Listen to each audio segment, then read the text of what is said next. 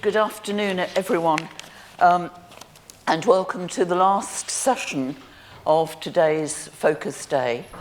My name's Sue Mendus, and I'm a retired professor of political philosophy here at the University of York, and also a director of the Joseph Rowntree Reform Trust, which funds campaigning work for the support and furtherance of democracy.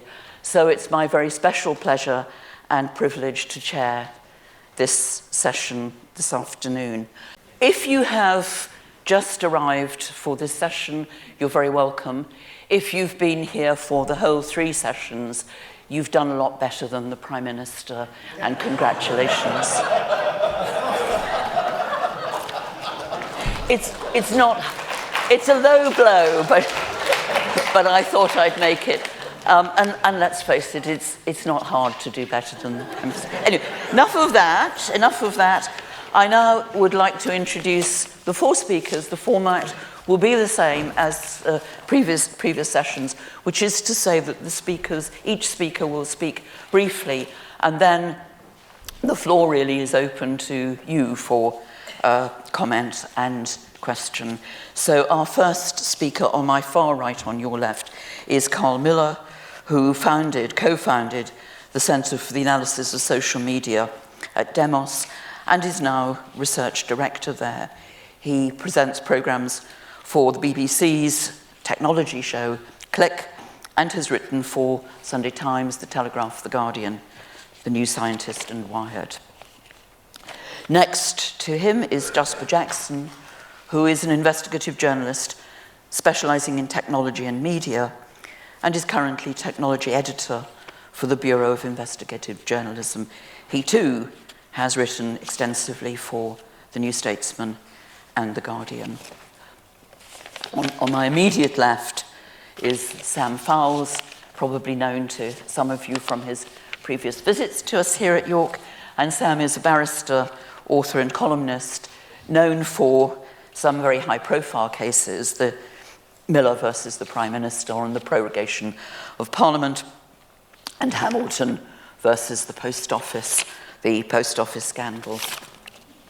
His recent book, Overruled, Confronting Our Vanishing Democracy, was described as I should say, the Times' best law book of 1922. 2022, what's I'm so old I don't go any further forward than 1922. 2022. We did try for 1922. Yeah, but it didn't work. My apologies. 2022.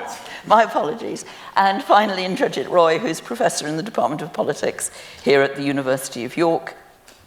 Since obtaining a doctorate in development studies, he's held the ESRC Future Research Leader Fellowship at ODID, the Oxford Department of International Development, and he's a contributor to BBC Radio 3 Free Thinking, The Conversation, The Economic Times, and Open Democracy. So those are our 4 speakers. They will speak, as I said, each in turn, and then there will be an opportunity for everyone here to raise questions or make comments.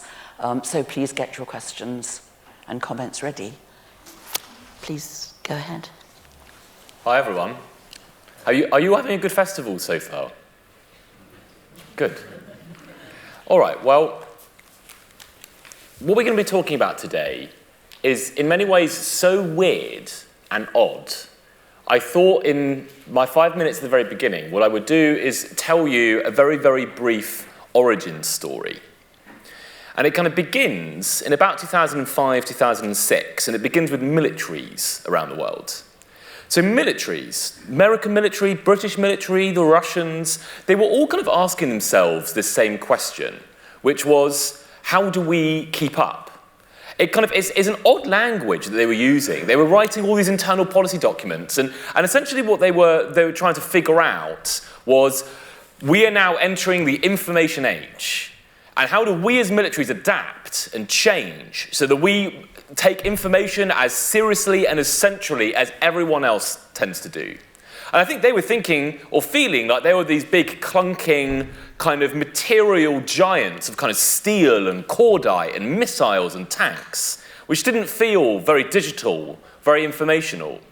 And I think around the world back then, in the kind of early noughties, one after the other, militaries all began to make this like extremely fateful, very, very important kind of reconceptualization of information, this kind of crucial pivot.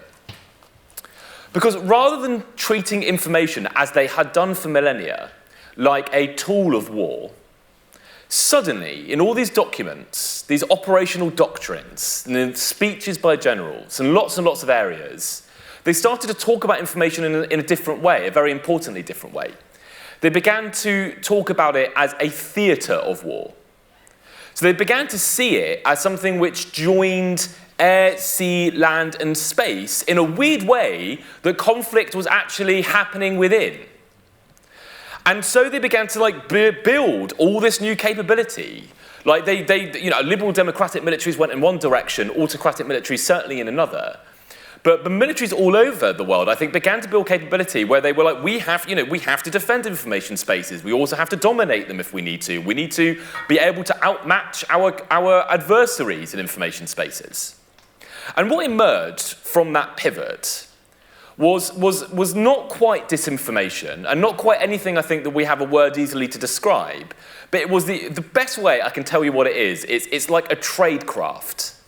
It's this kind of collection of technologies and tactics and techniques and methods which essentially are interested in information spaces for one reason and one reason alone, which is to achieve effects. So to change the information universe that someone lives in order to get them to either behave in a different way or to think in a different way. And from that moment, we have seen that idea, that kind of point of view, that tradecraft, spread and profligate all over the world.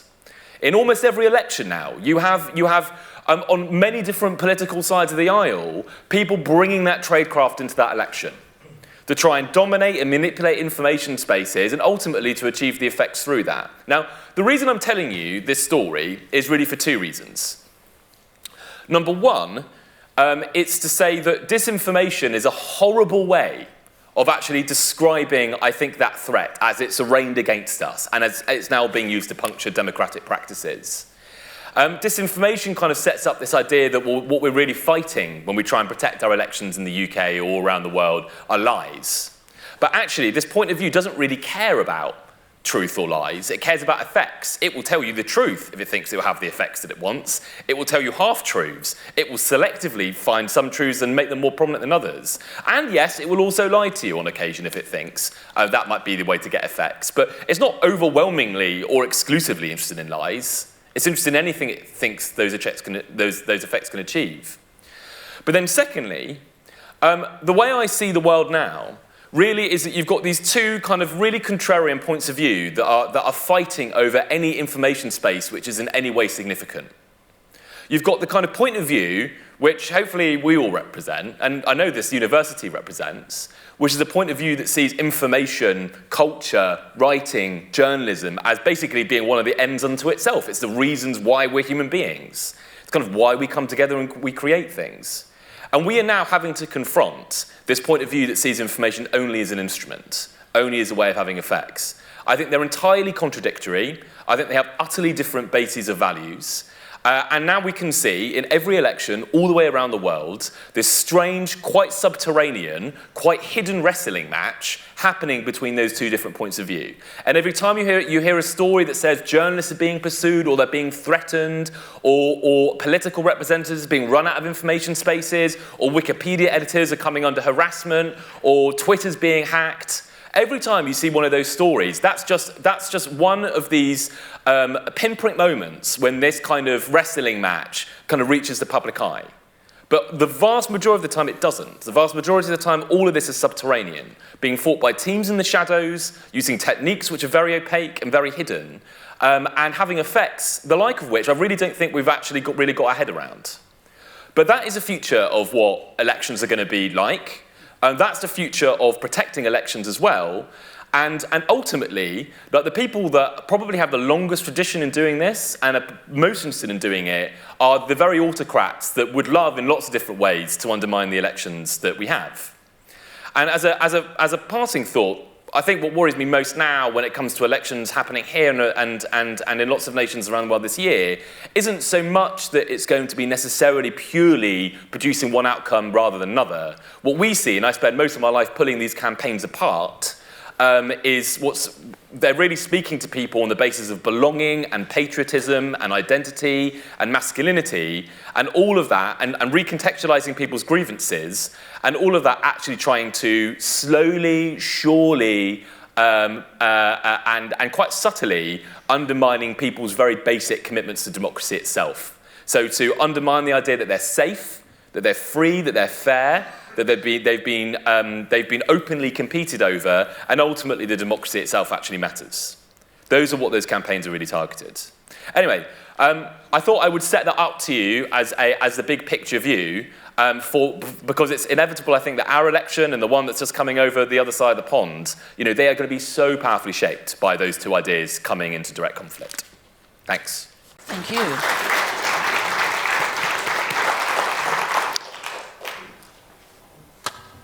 Democracy isn't safe, then. That's the conclusion. So we have our two questions. Is democracy safe? And does it matter? And I take it you think it isn't safe, and it does matter. Yeah, I mean, the second one is so self-evident, I'm not sure any of us really need to answer it. Oh, okay. Thanks. So, hi guys. So this is going to be, I totaled up for the first time, my fourth election as a working journalist. That's partly because we had a period where you seem to have an election every year. Now, we're all very pissed off by that, and now we've been waiting desperately for an election for the last 5.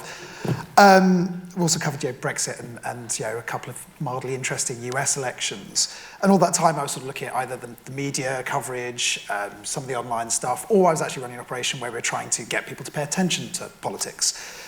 Currently at the Bureau of Investigative Journalism, we're a non-profit investigative journalism outlet. We do stories, then work with the rest of the media. I run a project focused on influence operations. That project sort of had its genesis in having a coffee with Carl a couple of years ago, amusingly. So you might see some similarities in thought here. But the purpose of that, and it's called influence operations, not disinformation or misinformation for similar reasons Carl laid out. The purpose of that is basically to try and expose, explore, document, and challenge the attempts to manipulate the public, either to make them believe different things or to create division within society in this kind of informational theatre of war that Carl described and does definitely exist and does sort of define a lot of modern democracy. I will look at the questions. Again, as Carl said, I think the idea of whether or not elections matter is, obviously, but a couple of examples. Look at the state of the UK. It's going to make a difference, whatever happens on July the 4th. Or look at the war in Ukraine, where fundamentally this is a country that is under attack by an autocratic regime that is reliant upon the rest of the world for arms. In the US, we have one person who really loves Vladimir Putin who said he'll take away that money that's funding the Ukrainian resistance, and someone who is at least at the moment committed to supporting Ukraine. And they're very simple examples. So I'm going to take that one as pretty much read. The question of whether or not elections are safe or whether they're threatened is actually an interesting one. I think there are definitely people out there trying to influence our elections. Russia particularly is the obvious one. They've been doing this sort of longer than, well, maybe not longer, but sort of more consistently than pretty much everyone else in terms of state actors. They meddled attempted to meddle in the US election in 2016 and have since done similar. They've also meddled in our elections around 2017 and around Corbyn. There are definitely people out there doing it. Whether or not they're actually sort of directly impacting elections is an interesting question. In terms of flipping votes, it's really hard. People decide who they're voting for based on a huge range of different things, associations, what their neighbours are going to do. Flipping votes is actually just really, really, really tough. The one area where I would be worried actually around the UK election and the US election is sort of information about how you vote. It's quite sort of ironic that, well, maybe not ironic, because the reasons for this are perhaps obvious, but when the Conservatives introduced the ID stipulation for voting, in an attempt theoretically to reduce fraud, they actually opened up a huge channel for people attempting misinformation to actually attempt to undermine people's ability to vote. But I'm sure they thought about that before doing it. There have been some examples where it looks like there might have been some impact from kind of what we traditionally think of as disinformation. In Slovakia, I think it was earlier this year, it might have been late last year, there was a deep fake. People are very worried about deep fakes now. Some of that's overblown. But there was a deep fake audio released just before the election of one of the candidates supposedly purporting to be that candidate, saying they were going to rig the election. It was a fake. A few 100,000 people heard it. The election was quite close.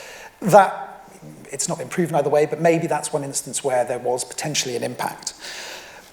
But the thing is, journalists get very excited about election campaigns. I get very excited about election campaigns. I am scrambling to try and get stories out before the election. I was kind of hoping it was going to be in October, purely for selfish reasons.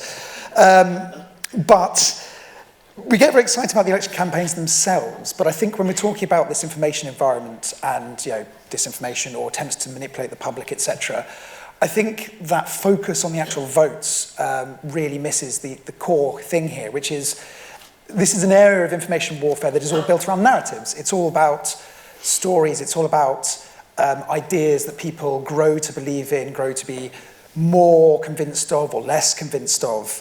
And narratives take a long time to develop. They don't sort of happen in 6 weeks before people actually go to the polls. I mean, if you look at the election now, the big story about the polls, other than reforms growth, isn't that the polls are suddenly swinging based upon different events. It's the fact that they haven't changed for months and months and months and months because the narrative has been set around the Conservative Party.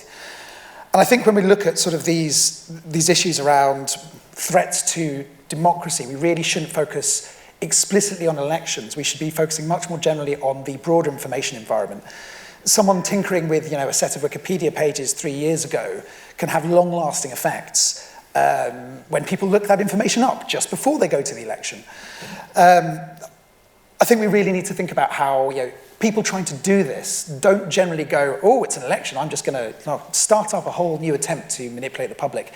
They do this consistently, they do it opportunistically, they'll fasten on specific issues, quite difficult to predict the war in Gaza, but if you look at the information operations currently happening, a lot of them focus on the war in Gaza because it's a really, really controversial topic and something that you can actually get people's emotions up and really target.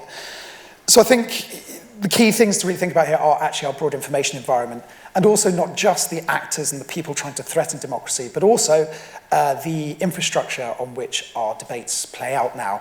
The platforms in which we discuss politics, TikTok, Facebook, Twitter, X, I hate calling it that. The way those are structured is also something that perhaps threatens democracy, but certainly is shaping the way it plays out. And it's also providing the environment in which bad actors can actually attempt to manipulate us. So I think we need to take a much more holistic approach to thinking about this question. Elections themselves are impacted by people trying to mess with them and trying to carry out these wars in sort of the information theatre. But we really need to think about this all the time. And I'm not just saying that because I run a project which is meant to last beyond the 4th of July. Thank you very much. Thank you. So I turn Sam to you. Thank you. Perhaps I can start with a story as well. It's a story that begins with Nadine Dorries and ends with Taylor Swift. Much better than the other way around, I should say. The only reason it ends with Taylor Swift was there is a Times interview in which my client mentioned that my favourite artist was Taylor Swift, and as a result, rather than focusing on the quite important case, all of my colleagues ribbed me for the next 3 weeks about liking Taylor Swift.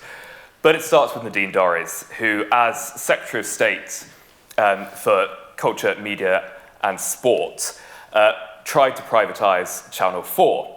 Unsuccessfully, but in these attempts, she made a number of claims about Channel 4, which, were they not made with parliamentary privilege, would have been likely defamatory.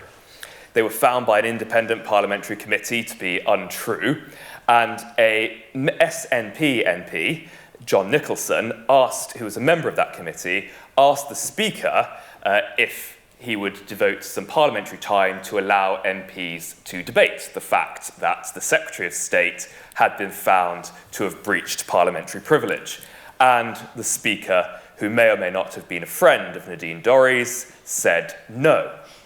So John tweeted this.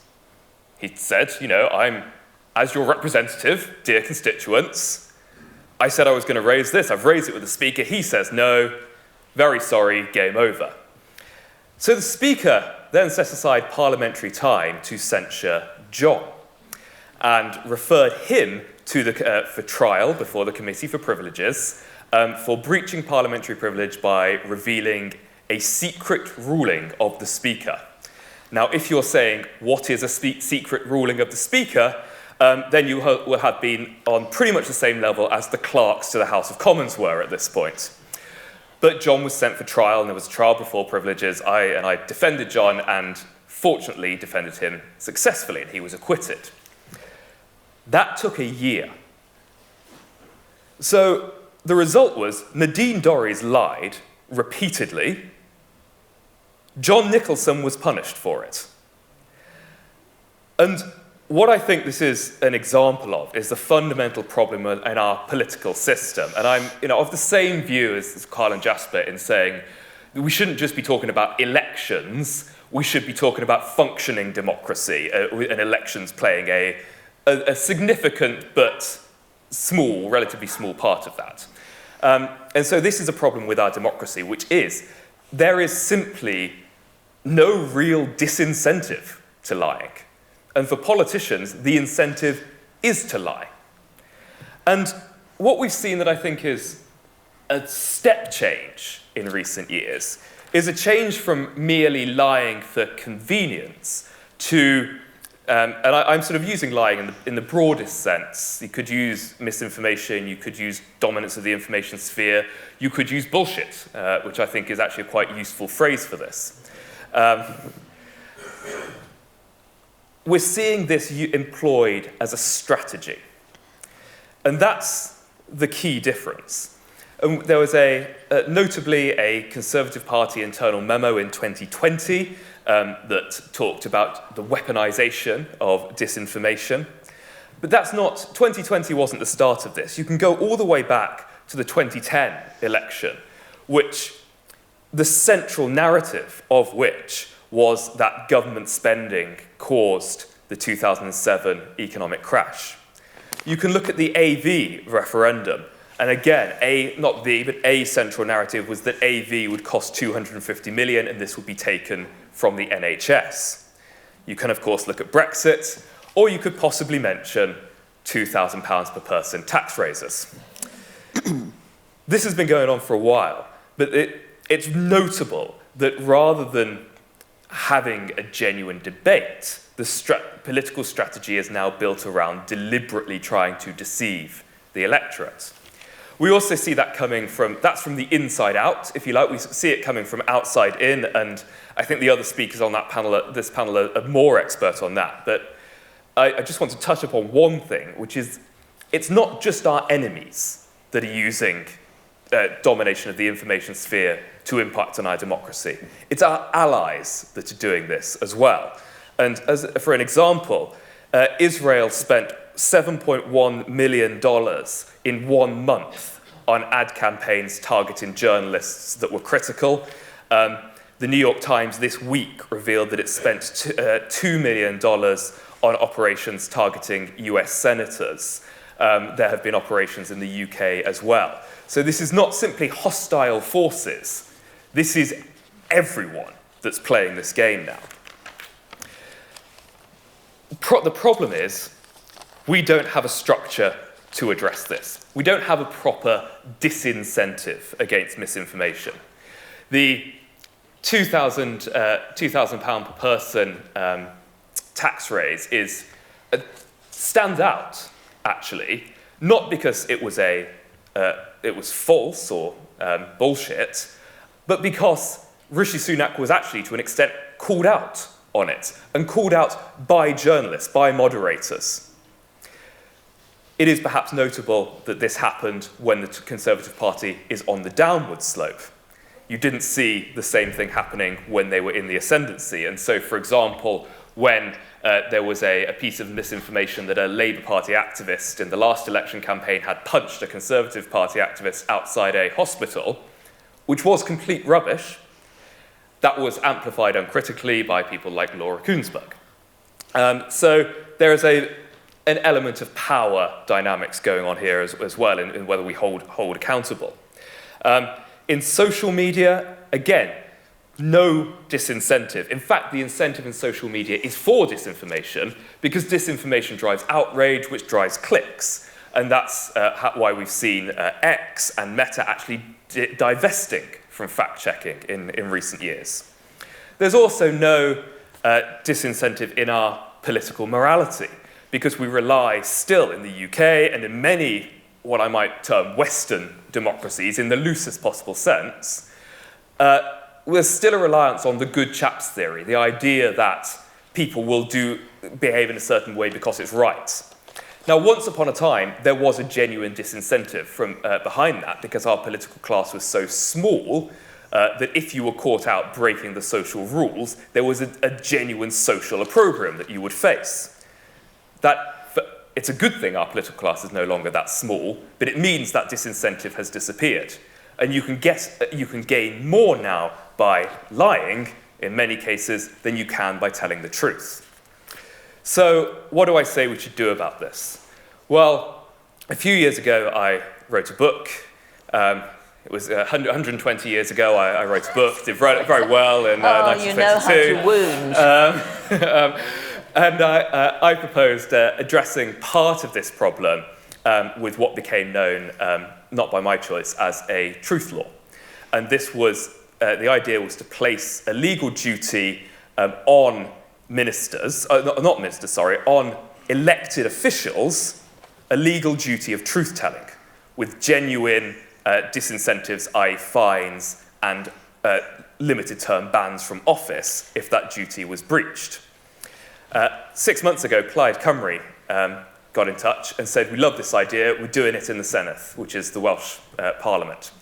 So there is now proposed in the Senedd a new duty on MS and candidates whereby if they make a statement which purports to be a statement of fact, but is in fact not true, and they fail to correct that within 14 days, then they will face a possible fine, a possible ban from office for up to 5 years. Now, this mirrors the duties on, for example, barristers, who can be struck off if we say something misleading to the court. And it relies on very, very settled legal principles.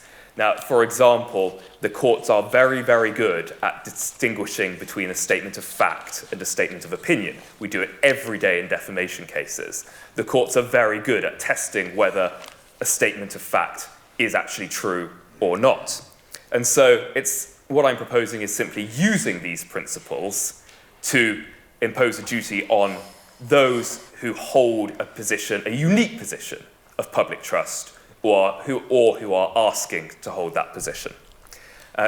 That's being voted on in a month, and I will close simply by saying, wouldn't it be lovely to just see a few bullshitters in the dock? Thanks. Thank you very much.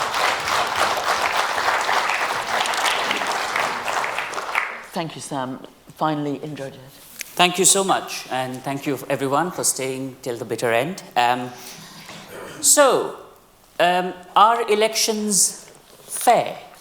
No, they're not. Are they free? Depends who you ask. Do they matter? Yes, of course they do, because people are not stupid. And I'm going to sort of illustrate this with examples from India, which has just held the world's largest elections and come out of it pretty successfully. Now, just to give a scale of the Indian elections, about 1 billion people went to the polls. That's more than the combined populations of the United States, Russia, Britain, Brazil. You could probably throw in the Netherlands and Belgium if you wanted. That's the scale we're talking about. So it's huge, it's massive. And it was widely predicted that the ruling party, the BJP, would win a supermajority, which means it would win 2/3 of all the seats that were up for grabs. because of reasons that I'll get into in a bit. But what we did see was they were stripped of their parliamentary majority. They do not have a majority.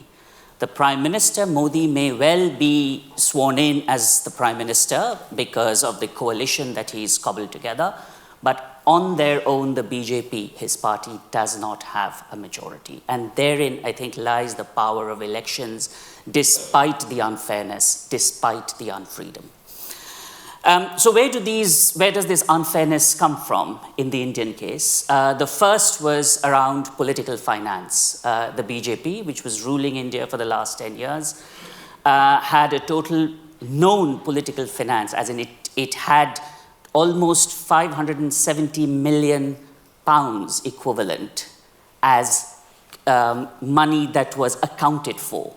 This doesn't sort of count in the grey money that it had. So there's many, many more hundreds of millions of pounds that the BJP had at its disposal. This was much, much more than the money, than the campaign finance that the entire opposition had. Much, much more. So it's huge, and there's no question of a level playing field. Not only did they have more finances, they actively tried to dry up whatever resources the opposition had, to the extent that the opposition couldn't pay for such basic things as truck drivers to ferry political activists. They just didn't have that money. So they were really fighting with two hands tied to their back in this case. So there's very little scope of talking about fair elections. The second major area where you saw the unfairness was, of course, the control of the information sphere, whether you call it disinformation or misinformation or fake news. There were some very obvious cases where there were lies circulated in the public domain as to the opposition's alleged links with so-called anti-national elements that included everybody from Pakistan to George Soros. So you take your pick. You had a variety of people to choose from. There were all kinds of fancy stories about how the Congress party itself was very closely linked, not just politically, but in familial terms, in terms of family, with the leaders of Pakistan. So they would sort of break up India between the two countries. So all sorts of very nasty things being circulated about the opposition. There were also, there was this government-sponsored advertisement which claimed that Mr. Modi had personally intervened to, hold your breath, stop the war in Ukraine. So he actually stopped the war in Ukraine. That was the advertisement, and that sort of showed how much of a world leader Mr. Modi was. He apparently made a call also during the Gaza situation to Israel to ask them to sort of hold back attacking during Ramzan. So there were all these sort of stories that were circulated by government themselves. So it wasn't their supporters. These were official handles that were circulating these stories. There was also weaponization of very real problems and persecutions that Hindus face in Muslim-majority regions in Asia, and use that as a way of bullying and punishing, or calling for bullying and punishing Muslims in India, and that tied up with a great deal of Islamophobic narratives by the Prime Minister himself and down the political class. So in a sense, the information sphere was totally dominated by the BJP, and they have millions of social media activists, and there's been, we don't know the exact numbers, but these are people, and they're not all on the payroll of the ruling party or the government. They are often volunteers themselves who believe in the cause that India should become a Hindu country, a Hindu republic. And of course, the third reason that the elections were rather unfair, and that might have resonance across the board, is the institutional incapabilities of checking the government's excesses. So there's been a lot of talk in India, and this perhaps resonates with countries, perhaps not this one, but other countries which have electronic voting. So where your votes are sort of, punched in and they go somewhere. And there was a lot of talk about how those machines were faulty, and therefore there was very little trust in the outcome of the elections. But we've also seen that that's not really the place where the real fight is. The real fight is much more mundane in terms of manipulation of voter registration, in terms of keeping voter lists, which is really the job of the Independent Election Commission. And it was very, very clear that the Election Commission wasn't doing its job well when it came to maintaining voter lists as they should, especially in areas that were deemed to be areas from where the BJP would not win votes, which is a code for saying Muslim majority regions were stripped off voter lists. So these were three broad reasons that you could say that elections are rather unfair. Yeah? And the extent to which they are free depends on how you determine freedom, how you define freedom. Of course, nobody held a gun to you and told you who to vote for, but you knew the playing field was so uneven. Despite all this, as I mentioned earlier, the BJP was stripped of its political majority. Despite all this, the opposition sort of got its act together and was able to make a dent in the government's position, thanks, of course, to drawing on social movements over the last 10 years, working with people to dispel a lot of the fake news, rebutting rumors about Mr. Modi sort of stepping in and stopping the war in Ukraine, for instance, and dwelling on people's common sense and really having a community sort of organization to ensure that people knew what was going on. Some of that I discuss in my book, which is also, I should say, out on sale. I had to make a plug for that. So you'd be very welcome to read more about it. But we've seen the results, and which is why I say that elections do matter, not simply in the abstract sense that people should have a choice, but in the very practical sense that people are not stupid, they work with each other, there's a basic common sense which can push back against the enormous levels of misinformation that governments might want to spread. And I'll stop there. Thank you very much indeed.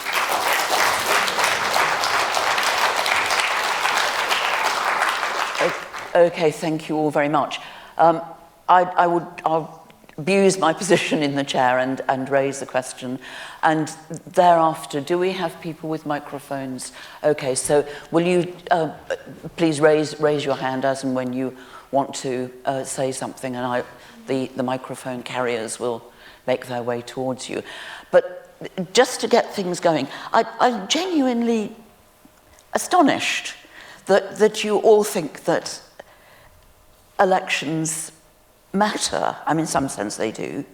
But I'm genuinely puzzled by that from two directions. The first direction is this.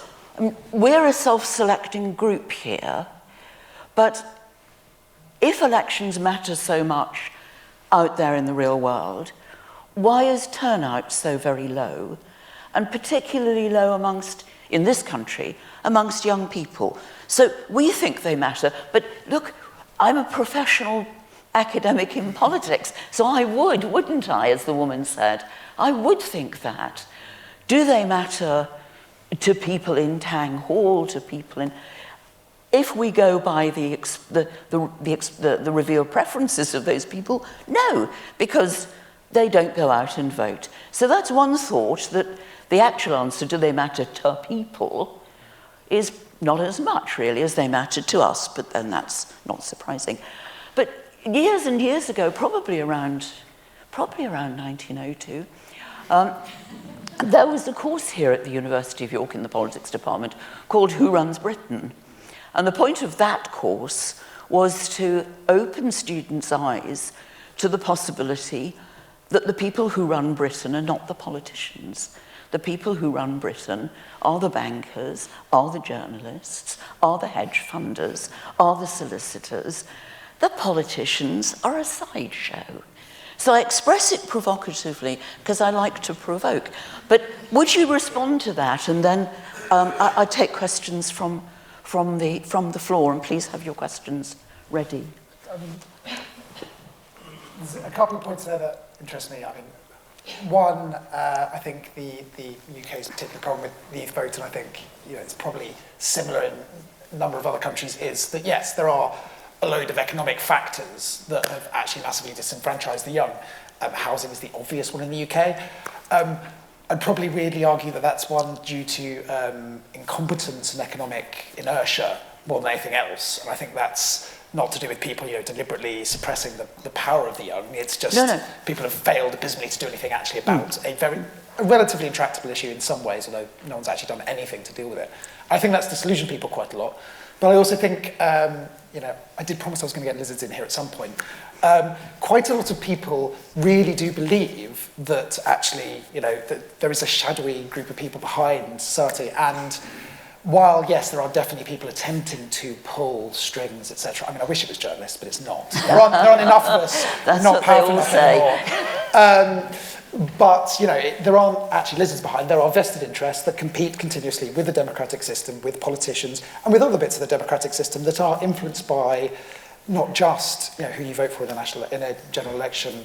Your local councillors have actually a degree of power, vote in those as well. So yes, people don't turn out that much, but I don't think that necessarily means people's belief in the system is not necessarily the same as its actual impact. Okay.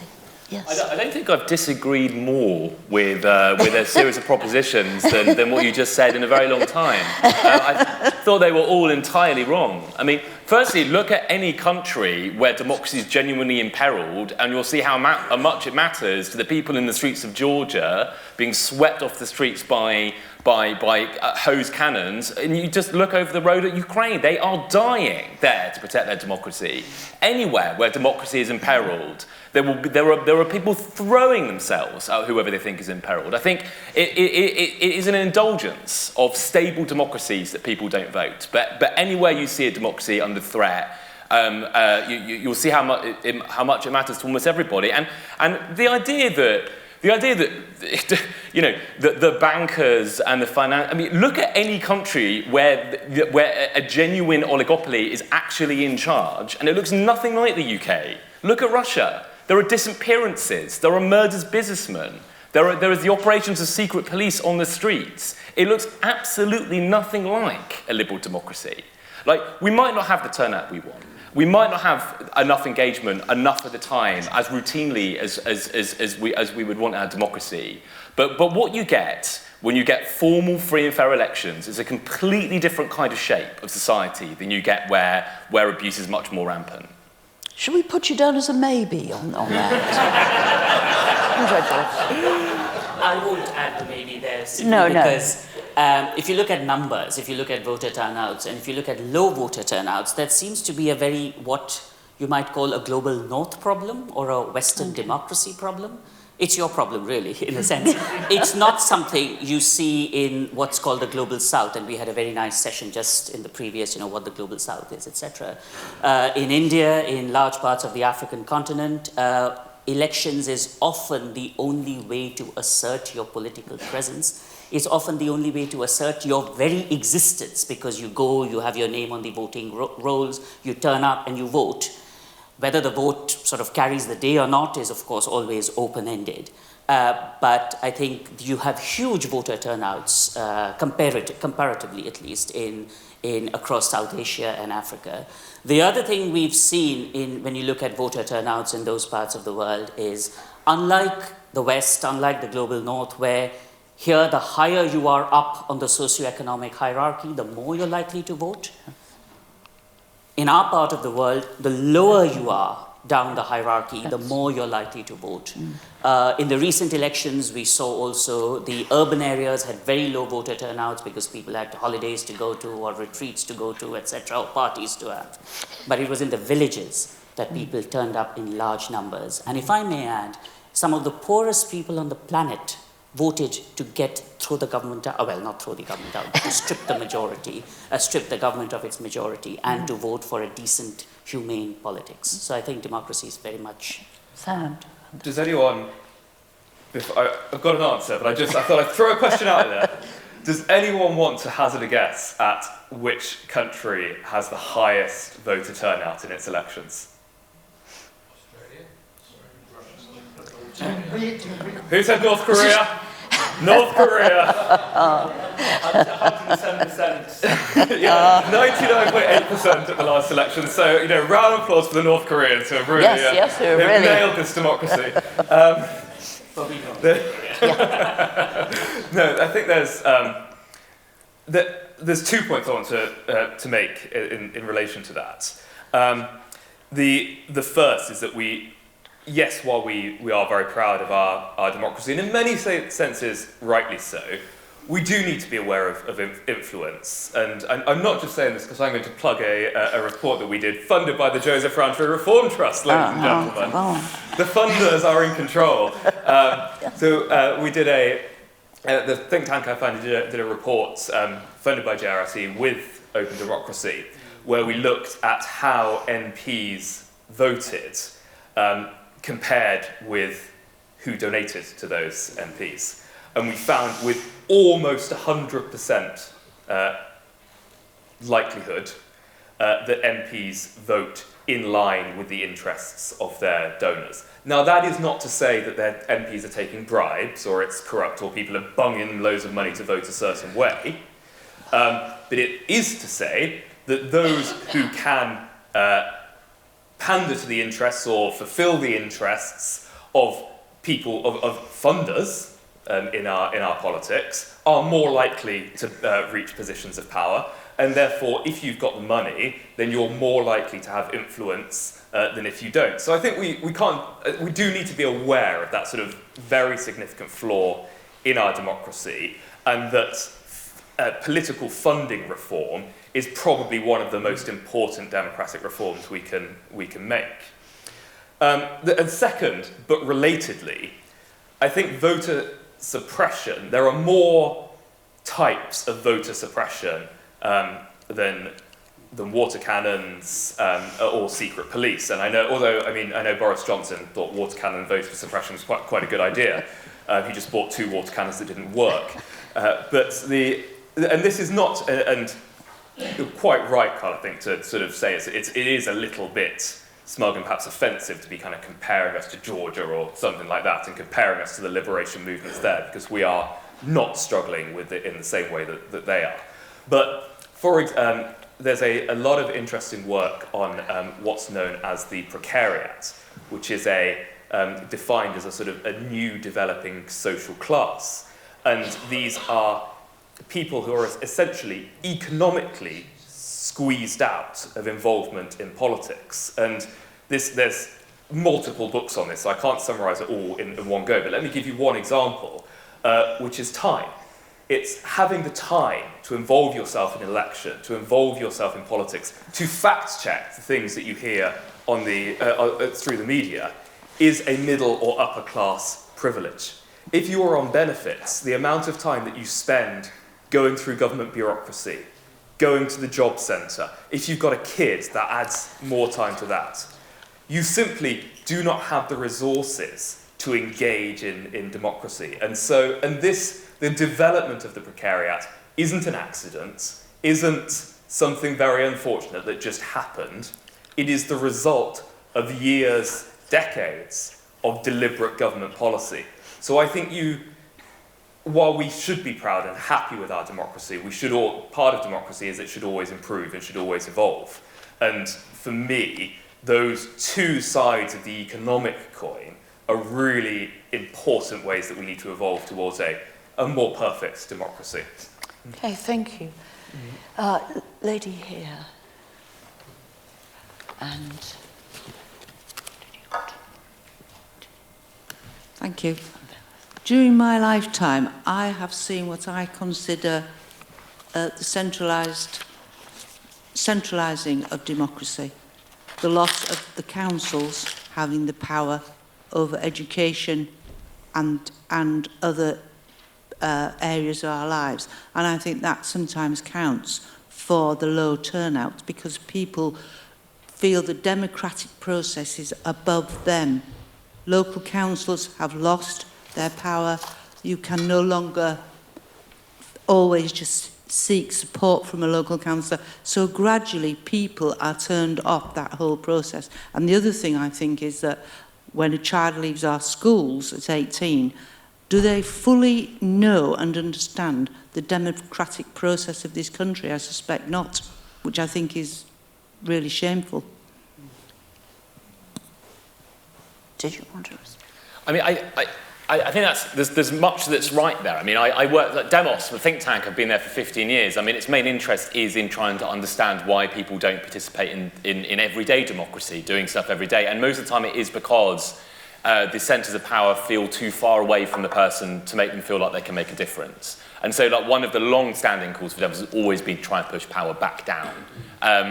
And I think one of the biggest dangers that we have is treating our democracy like it's some kind of static, stable thing that's kind of locked in. And that's actually a big, big danger for us in the UK. Yeah. You know, mother of parliaments, everything's on vellum, centuries upon centuries of convention weigh down our democracy. You go to Taiwan, completely different. Taiwan in 2014, they had their own crisis of legitimacy where their own parliament felt really distant. Protesters stormed it and then occupied the parliament for weeks. And at the end of it, something totally unprecedented happened. The government actually went to actually, I've been in the hall, it looks really similar to this. They came to a hall, imagine that you're all not attendees at the Festival of Ideas, but instead Taiwanese civic hackers. And the government said, can you help us redesign our democracy, including using technology and digital democracy? And they did. They created this whole new process called V-Taiwan, which I don't have time to get into it, but basically uses an entirely different kind of digital platform to a Twitter or a Facebook, which finds consensus, and they turn that consensus into law. And they've rolled out about 25 different pieces of law and regulation as a result of this. And I think something like that is ripe to happen in the UK.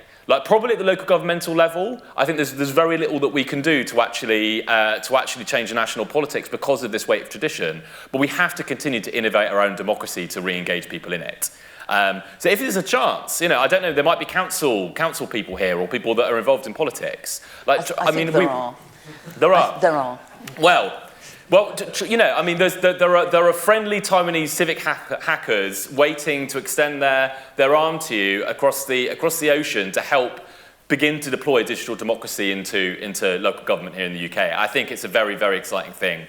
I think we should be doing more of it. Gentleman there. Just to quickly return to return to what you guys were saying earlier about elections mattering, I think the question is less about shadowy groups of people, as in the fact that one kind of narrative is being homogenized, especially in American elections, but also to an extent over here, about things like what caused the 2008 financial crashes was mentioned. This kind of idea that there's only one optimal model of economic and social organization. And I think that a real problem there is that people feel that there's no other options, there's no real dynamism in politics there. I mean, do you feel that that's the case? Do you want to take that? I mean, of course, there is always, the narrative is always framed in terms of there is no alternative. And we see that in India, we see that in the States, we've seen this in this country.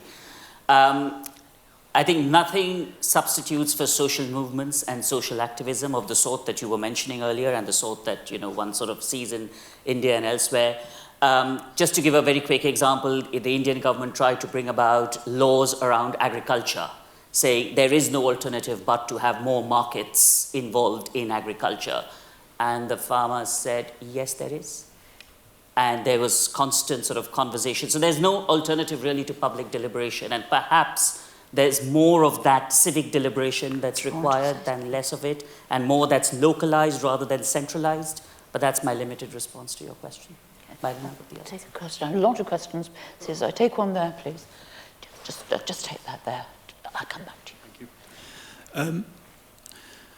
I agree that elections and voting are important. I'm not going to debate that, obviously. But there's been a lot of use of the word democracy in this room, and I'm just curious because according to the Merriam-Webster definition, democracy is the direct involvement of citizens in political decisions, as it would have been in Athens. So in other words, we should have a referendum or a plebiscite for every single bill that goes before Parliament. We should all sit in the House of Commons on the weekend, whereas a republic is the nomination of delegates to go and speak on a group's behalf, which is what we do.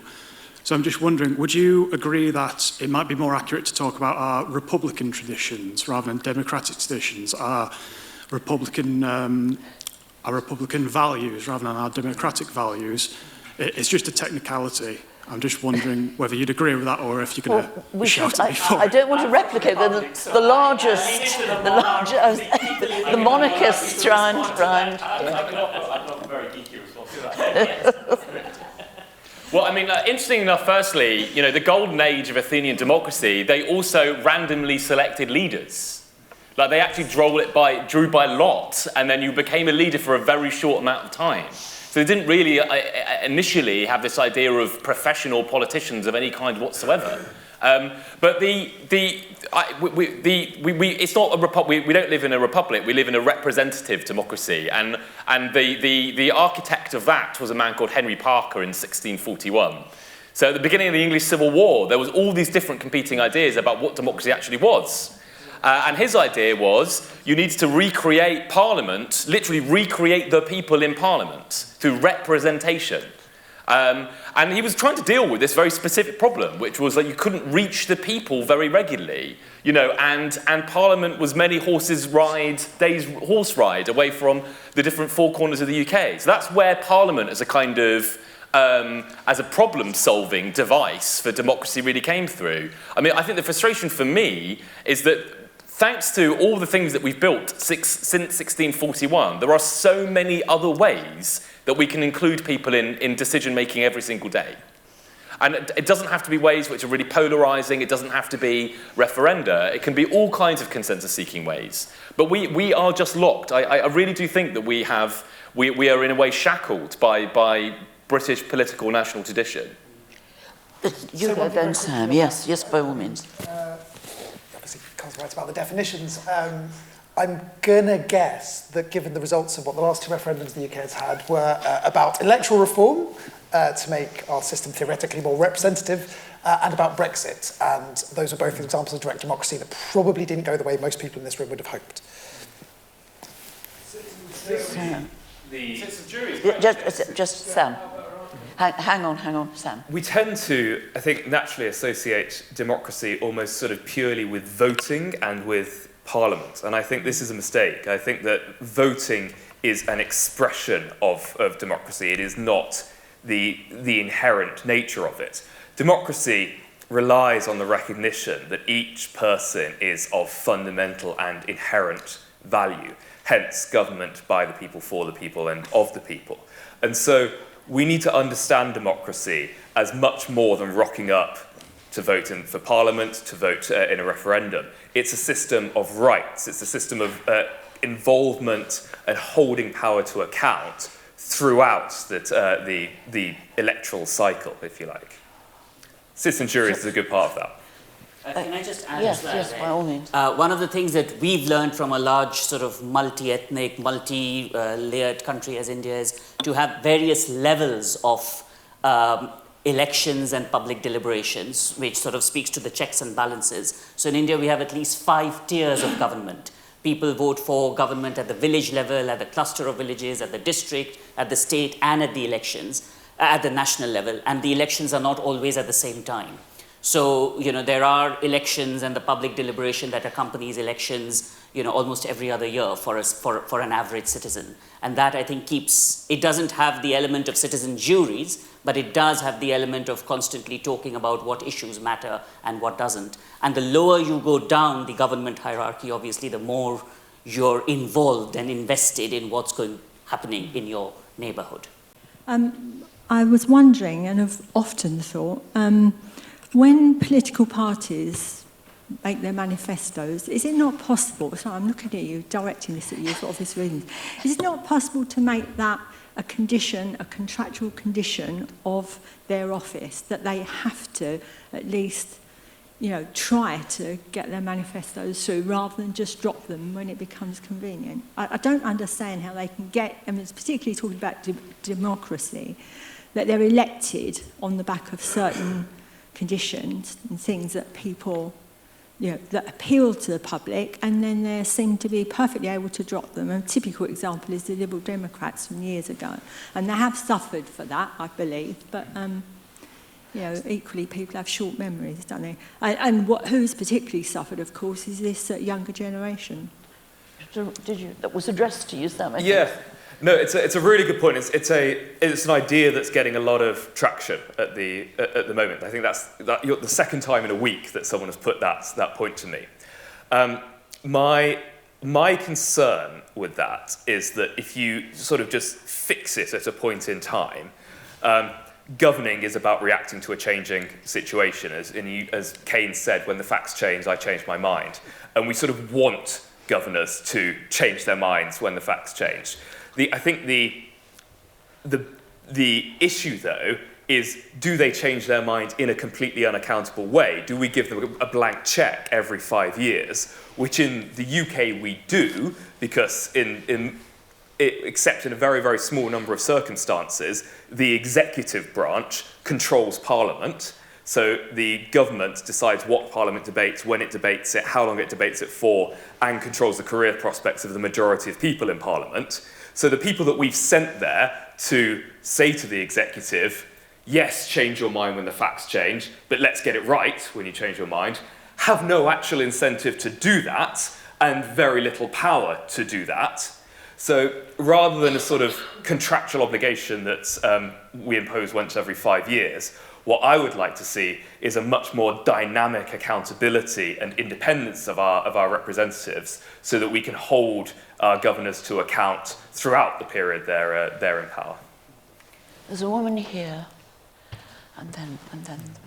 Thank you very much. It was a very informative panel, just to finish off that Global South that we were attending all day, probably the previous excellent panel on kind of, it looks like a bit a global north problem, because elections do matter if you are living on a different part of the world. And especially I'm thinking about that Western liberal democracy. The problem is imposed on the other states, such as Iraq and Afghanistan, as reducing to voting and checklist and elections and making sure that there is free but not fair election. And the problem is what happens through the elections when they come to power if the leaders and the governments abuse their power. I'm thinking again what happened, for instance, in Turkey with AKP. And also this is making me to think about, yes, the election's better, but it depends on where you sit and where you are looking from to the issue. But more importantly, globally, both global north and south, we are under the threat of probably that digital technology, electoral voting and reforming electoral in the UK. Does any panel member think actually artificial intelligence and the use of echo chambers, fact-checking is actually going to make elections safer and inclusive for all of us? Thank you. Okay. Did you want to? Yeah. So we did say before this that we would have an argument about fact-checking, mainly because I don't think it's very effective.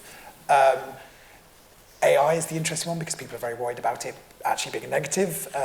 Basically, one of the big problems with the online information sphere is that it's full of a lot of noise, it's full of a lot of bullshit. Steve Bannon wanted to flood the zone with shit. Basically, AI makes it really easy to do that. So I don't think any of those things are going to make it better. I do think you do see, weirdly, some of the countries where actually fact-checking systems and also the involvement of large-scale digital populations have worked really well, actually, is weirdly Brazil has quite a good fact-checking tradition and quite a large amount of engagement from people. It didn't make things safe. I think those things are only going to make it harder. I don't think they're going to make anything safer at all. There was to be an argument about this. Who wished to? Sam, did you? Oh, no, you both? I think Indrajit was the I might sort of say that, AI. yeah, of course, I wouldn't disagree. No technology is foolproof. Technologies, you might try, and no technology is foolproof, no technology is idiot-proof either, So I think there is the element of AI especially being used to, cater to certain narratives. We've seen that again and again in the Indian context for the last 10 years, and you're right, we've seen that globally. But I'd like to say a very quick story around AI and divinity in the Indian context. So earlier this year, a massive temple was inaugurated in northern India, which had been a bone of contention for centuries. And Mr. Modi sort of, showed himself as this divine godhead who had, sort of got the temple and got the deity back from wherever, the deity had been exiled, the deity in question being Ram. And there were these images of Modi as Ram, and Modi sort of, holding the child Ram and taking him into this little city, and, all of that obviously to manipulate people's emotions. When the election results came, the BJP lost heavily in that constituency. Forget about the state, forget about losing a parliamentary majority. They lost in that constituency. So I'll repeat myself, people are not stupid. They know a temple does not fill your stomachs. They know that more than anything else, arrogance and hubris that comes with claiming that you are a divine sort of creature is not something that a democracy can tolerate. I would say that I think democracy there is a universal quality in democracy. I do think that democracy is a universal value. There may be elements of it which are unique to the North and unique to the South. But if you think about, and I think somebody said, democracy as a system of checks and balances. You want a prime minister, not a godhead, right? And I think what the voters may not have wanted to kick Modi out, but they just wanted to cut him to size and to sort of tell him, hey, you're a prime minister, not God. And I think people are not, I'm repeating myself, people are not stupid. They know what's going on. Okay, can you be brief? Because there's so many questions. Yeah, if no, we'll carry on. I just wanted a quick thought around AI. I think we're all getting the attack vector of AI completely wrong. So what everyone's like worried about is the idea that people are going to use these models to like spam fake videos or imagery at you, and you're going to somehow believe that and change your point of view. Now, if I put myself into the evil Carl is trying to like hack your mind for an election kind of thought experiment, how I would use AI is I would use these models to bring myself into a direct conversation with each of you for months. I would reach you somewhere you are on the internet, maybe somewhere that you have some kind of hobby, maybe some kind of political activist group. And with AI, for the first time, I can bring all of you into a pretty automated conversation with me. And my persona would be there, always willing to lend an ear, always ready to commiserate with you. And you ask any behavioural scientist how influence actually works. It's not some random anonymous account, it's friendship. Like, we are tremendously influential to the people that surround us who are our friends. And I think that is a really, really scary kind of new frontier that these generative AI models have kind of opened up. And a week ago, if I'd have said this, I would have also then had to say, and we have no evidence whatsoever that any of this is actually happening, and that's now not true. So now we see there are models that, believe it or not, people have deliberately created to be their girlfriend or boyfriend. They're falling in love with these things, and they even know that they're automated models. And you start asking those models questions about Ukraine, and it starts becoming very, very, very weird. It becomes being activated. And we can't work out why those models have been trained in that way. So it really does look like this is now a new influence vector. That's my worry around generative AI. Okay. Gentleman here, please. Thank you. I learnt this morning that Finland teach media literacy from the age of 5. How soon do you think we should follow that? Or are you happy that someone who was 15 and a half last Christmas is sufficiently savvy or worryingly naive for July the 4th? That's a really, really good point. And you are, I must say, completely in the opposite direction to the entirety of our political class by making that point. Because the dominant narrative of our political class is get kids as far away from the internet, as far away from social media as possible, shut it down, ban it, don't let them have smartphones. And this is possibly the dumbest public policy decision that we can make at this stage. The vital importance of educating children to deal with the internet, deal with social media, deal with Carl's AI being their girlfriend or boyfriend, is probably it should be the central thing in our education system. So the internet is the public space now. It is as real for the generation that are growing up with it as this room is to you and I. They live their lives online, and you know what? That's fine. That's just how they're interacting. That's all right. The question is, are they going to be trained to engage with that in a positive and safe way?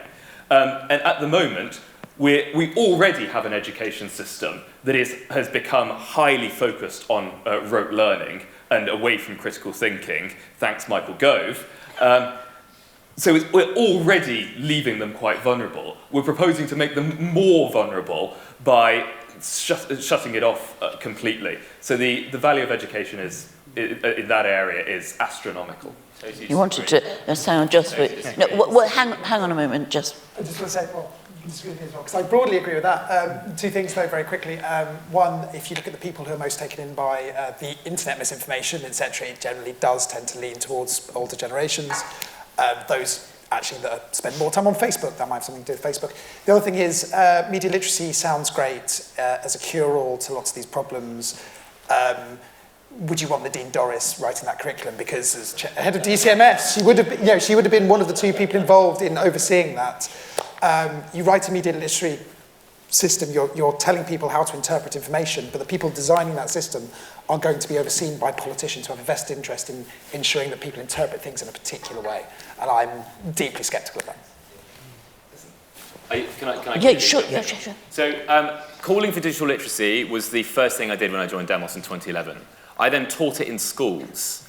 And I can tell you, there is almost no efficacy of anything that you can put together into curriculum. Like, it's actually quite a dangerous red herring to think that there is this set of learned behaviours that if only we could reach young people, then they'd be quite a lot safer online. Like, when we're dealing with things like what we've been talking about, like online manipulation, these are trade crafts being conducted by professionals. Like, every time new technology opens up, it changes what they can do. The idea that we can reach tens of millions of young people in a way sufficiently fast and sufficiently effectively to mean that we can teach them how to spot this stuff, when we can't spot this, and that's my life doing this kind of stuff most of the time, we just can't do it. Now, I think in general, maybe, kind of having more education in general to teach people to have a more healthy relationship with the internet it might be a good idea, but to think that is the way in which we're going to get ourselves out of this, I think, is actually quite mistaken. And it's actually really easy to call for, of course, isn't it? Because what's wrong with it? What's wrong with calling for more education? It's empowering, it's individual, it doesn't force us to make any difficult decisions. I just really, really don't think that it actually fixes much. And honestly, there's been very large systematic reviews done of digital literacy training around the world. It's been the one thing, by the way, that the tech giants have loved. The tech giants have not wanted us to meddle in their platform engineering. Digital literacy, they have poured money into that. We've got so many examples around the world. You go back 6 months later to those kids that have had that digital literacy intervention and you see their changed behaviour. It's in almost no single educational intervention can you see anything observable. I'm sorry, I wish it was not the case, but... I think that is... I get where you're coming from, but it's a very specific type of digital literacy. What I'm arguing for is essentially critical thinking and better questioning. And yes, you're not going to solve every problem, right? You will still get fooled by stuff online because the smartest people in the world have been fooled by really simple stuff, fakes online. So you can't achieve it in one go. You can't achieve it with a single intervention in one course. You can only achieve it by ingraining criticism and critical thinking from day one. And this isn't a one-lesson project. This is an entire education change. So education, in challenging what you're seeing, beginning at day one in kindergarten and not finishing until forever, basically. So I think that while I agree with that what we've done so far has failed, what we've done so far has been a band-aid for a cancer. Perhaps, with respect, we might learn something from the Global South, where they've been constantly dealing with this and have overcome some of the problems that you're mentioning and have learned to live with technology and embrace it. using a bit of common sense and, of course, general critical thinking. No, hang on a second, because the woman with the microphone wants to use it, and I think that's right. Hiya. I'm 19, and you were talking about how young people and voting, there tends to be quite like a downturn on it. I think elections and how necessary they are is so visible in youth now, especially with everything that's going on in Palestine and Gaza. You can see it in York students, and I think I've been lucky enough to have political education since I was 16 because my college had the option of politics A-level.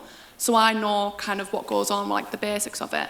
And I think looking at my peers who haven't had that same education, it's so necessary to provide that for the next generation of voters, because if you don't provide it, apathy is going to increase. People are going to be less likely to want to vote because they're going to think, well, we can't change it, how can we do that?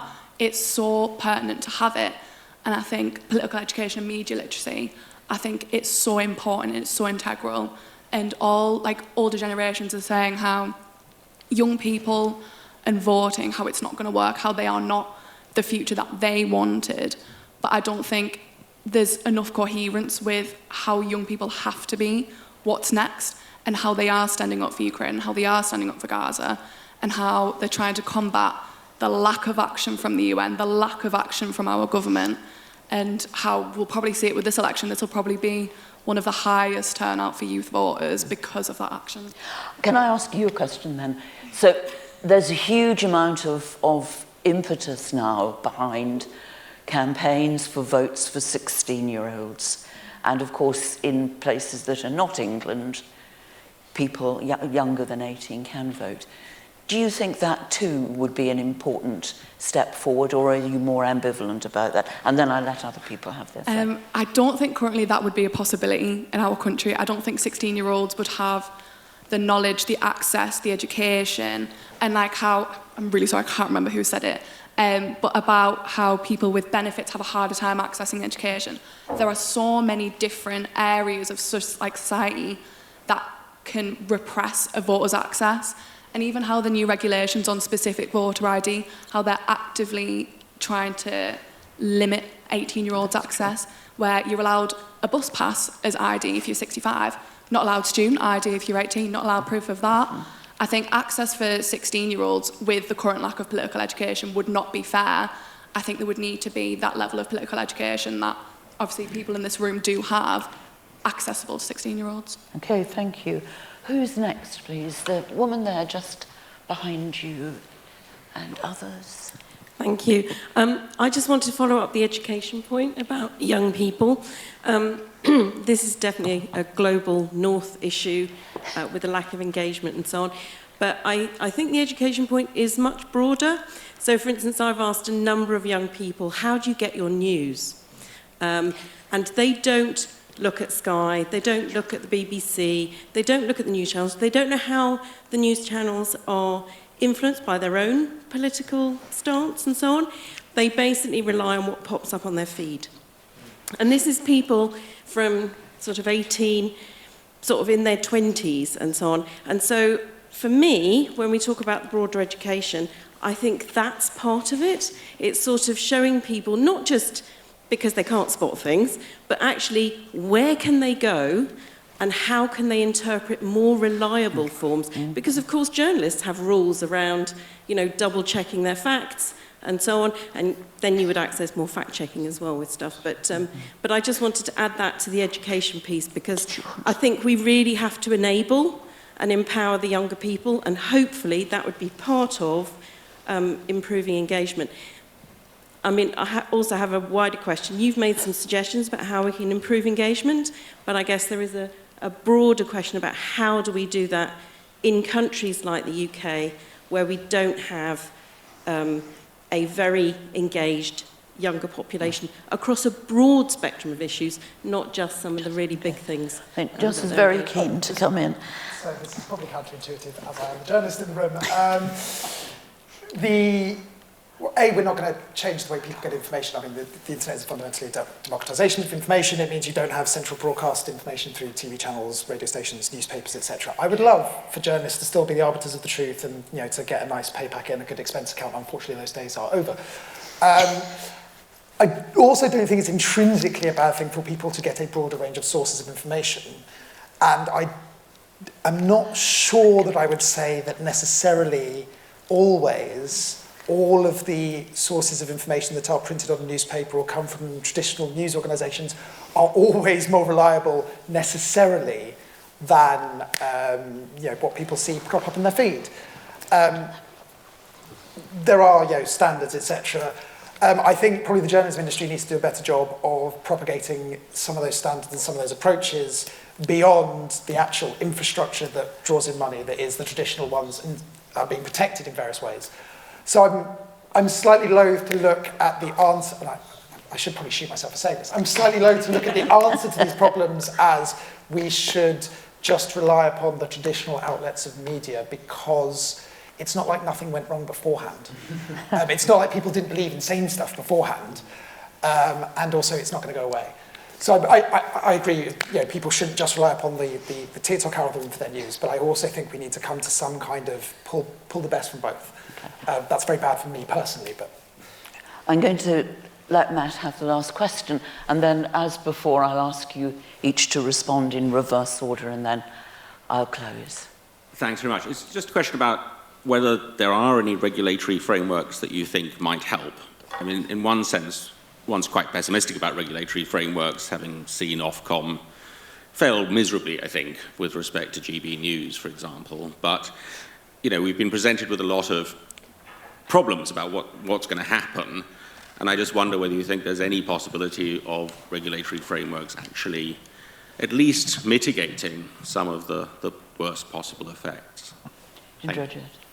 I mean, of course, it's always, in an ideal world, you would like to have regulatory effects, regulatory sort of mechanisms that would control these things. But, I think there is something to be said about social mobilization and the ways in which political parties ought to engage, and, there should be rules about what they are allowed to say and not say.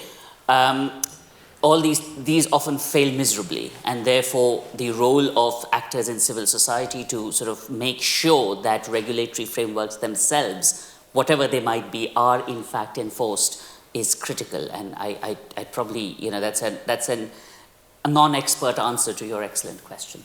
Sir? Well, Matt, it will astonish you to discover that as a public lawyer, I think regulatory frameworks are quite a good idea. I do think that, though, that to be effective, the more power that an organisation or an individual is able to wield, the more regulated they should be, and the less power, the less regulated they should be. In the UK, we flip that on its head, and the more power you exercise, the less regulation you have to deal with, and the people, the sort of lower down the economic and social and political scale you get, the more the government regulates your everyday life. So we've got it completely the wrong way around. But I do think regulatory frameworks can be effective. I gave you the example of the truth law. I just finished by giving you an example from Ofcom of why regulatory frameworks are not effective. I was in a judicial review that was of ITV, actually, about whether they had effectively complied with impartiality regulations during the 2019 election. And Ofcom intervened on the side of ITV to say that they shouldn't have to comply with the higher level of regulation that we were arguing for. And so the other issue about regulatory frameworks is they won't work unless you actually enforce them.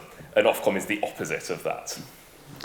I'm delighted I'm going after Sam and probably before, I'm going before Carl as well, because these points are probably relevant to both of them. I agree broadly on Ofcom not seemingly doing a great job with GB News, and how the hell are they going to do the internet with a not particularly brilliantly written bill and also not enough resources, let alone their actual approach to what they've got now.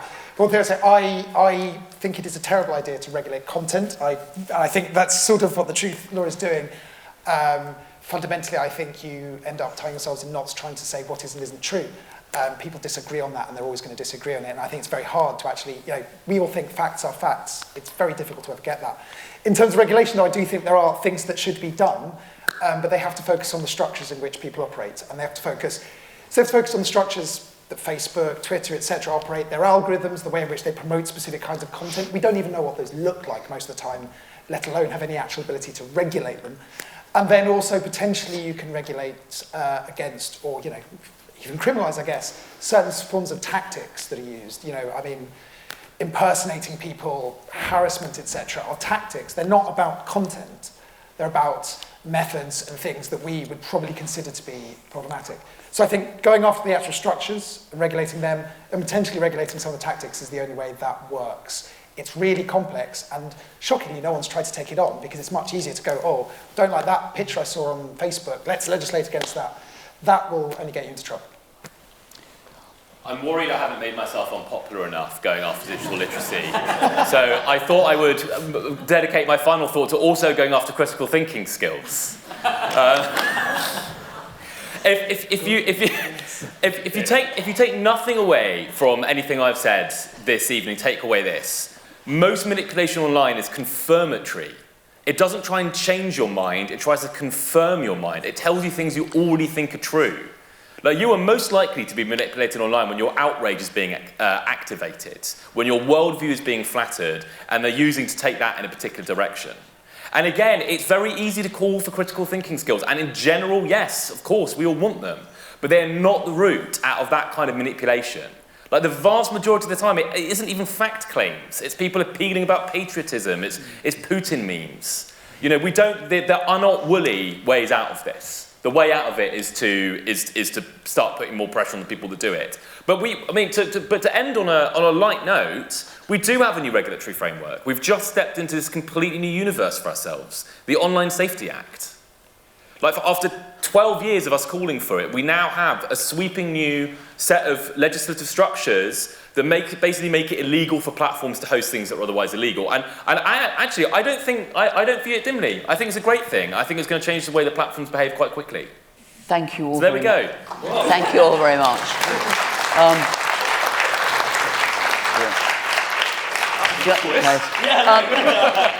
So before I formally thank the speakers, I would like to thank you for being here through the day, some of you, and certainly at this session.